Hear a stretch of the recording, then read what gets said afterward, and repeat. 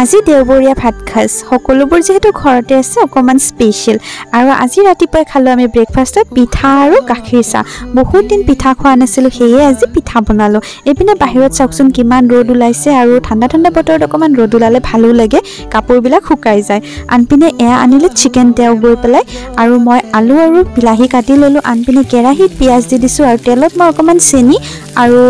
তেজপাত দি দিছিলো পিয়াজখিনি জলদি জলদি ধুনিয়াকৈ ৰংচাকৈ ভাজি ললো তাৰ পিছতে দি দিলো ধুই লোৱা চিকেনখিনি আৰু চিকেনখিনিত নিমখ দি দিছো যাতে চিকেনৰ পৰা পানী ওলাই সেই পানীখিনিৰে 50% চিকেনখিনি কুক হৈ যায় আনপিনে এয়া বিলাহী এটা দি দিছো দুফাল কৰি আপোনালোকে ইচ্ছা কৰিলে বিলাহীটো সৰু সৰুকৈ কাটি দিব পাৰে আৰু লগতে দিছো এটা ডাঙৰকৈ কাটি লোৱা আলু এপিনে আদা আৰু নহৰুখিনি মই ধুনিয়াকৈ খুন্দি লম আৰু এয়া চিকেনৰ পৰা চাও কিমানখিনি পানী ওলাইছে ইয়াত মই কাশ্মীৰী আৰু হালধি গুড়ি দি দিছিলো যেটো মই ভিডিও কৰা নহল এপিনে আদা নহৰু দিয়াৰ পিছত ধুনিয়াকৈ ভাজি ললো আৰু এতিয়া মই পিছি লোৱা ইয়াতে জিৰা দি দিম যেতিয়া আপোনালোকে চিকেন মানে বা যিকোনো মাংস বনাও আপোনালোকে পিছা মছলা দিবচোন ইমান ধুনিয়া সোৱাদ আহে নহয় আৰু এপিনে কেটামান জলকীয়াও খুন্দি লম অকমান জ্বলা জ্বলা হলে চিকেনটো খাবলৈ ভাল লাগে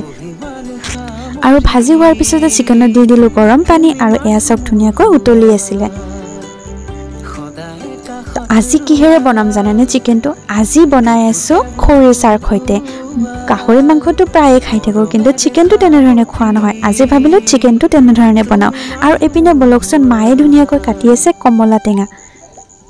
আৰু লগতে মই ভাবিলো দুটামান আঙ্গুৰকে খাই দিও নেখাও যে পচি গৈছে তো মায়ে তাকে কৈ পেলাই কমলা কেটা কাটি আছিল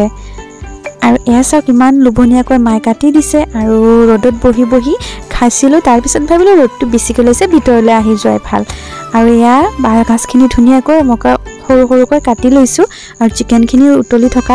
ইয়াতে দি দিলো আৰু যেতিয়া বাঁহগাজৰে বনাব আপোনালোকে চিকেনটো যদি হে বইল নবনাই তেন্তে ড্ৰাই ফ্ৰাই বনাব আৰু টেষ্টি লাগে খাবলৈ এয়া চাওক